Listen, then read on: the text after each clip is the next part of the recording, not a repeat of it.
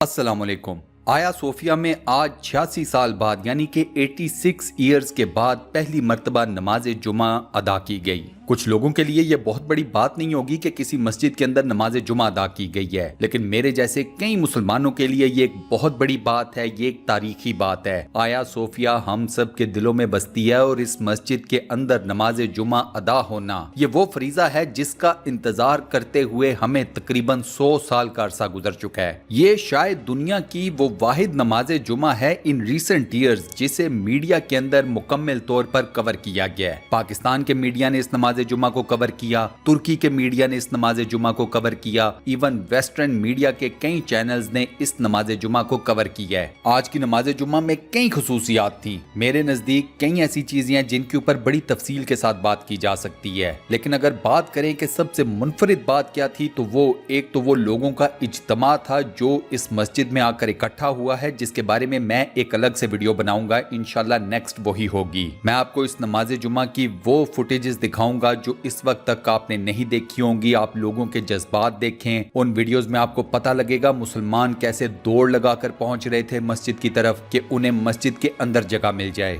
وہاں جو تکبیرات بلند ہوئی ہیں روڈز کے اوپر، سٹریٹس کے اندر، وہاں جو درود و سلام پڑھا گیا ہے، ان کے خصوصی مناظر، یہ سب کچھ آپ کو انشاءاللہ نیکسٹ ویڈیو میں دیکھنے کو ملیں گے۔ اس ویڈیو میں آپ کو دکھاؤں گا دوسری منفرد ترین بات، وہ یہ تھی کہ اس آیا صوفیہ کی نماز جمعہ میں ایک اسلامی لیڈر نے کھڑے ہو کر نماز جمعہ سے پہلے تلاوت مبارکہ کی۔ ترکی کے صدر رجب طیب اردوغان نے خصوصی طور پر قرآن مجید فرقان حمید کی تلاوت کی، اور یہی آج ہمارا موضوع ہے اور اسی کی فوٹیج میں آپ کو دکھاؤں گا۔ چلیے دوستو، زیادہ ویٹ نہیں کرتے اور سیدھا چلتے ہیں اس پرنور قسم کی فوٹیج کی طرف۔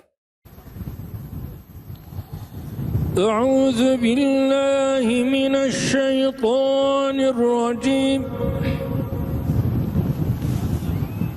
بسم اللہ الرحمن الرحیم، الحمد للہ رب العالمین، الرحمن الرحیم، مالک یوم الدین، ایاک نعبد و ایاک نستعین، اہدنا الصراط المستقیم، صراط الذین انعمت علیہم غیر المغضوب علیہم ولا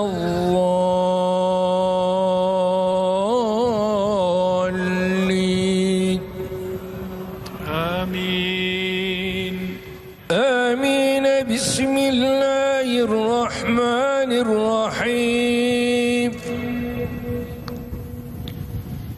الف لام میم، ذلك الكتاب لا ريب فيه هدى للمتقين الذين يؤمنون بالغيب ويقيمون الصلاة ومما رزقناهم ينفقون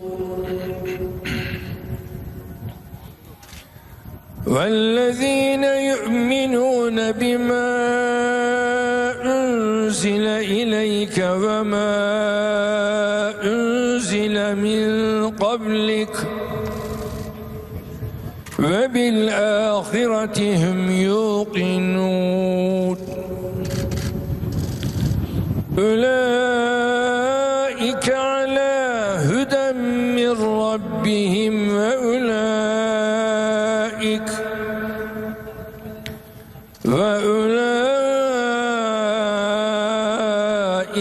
هم المفلحون۔ صدق اللہ العظیم۔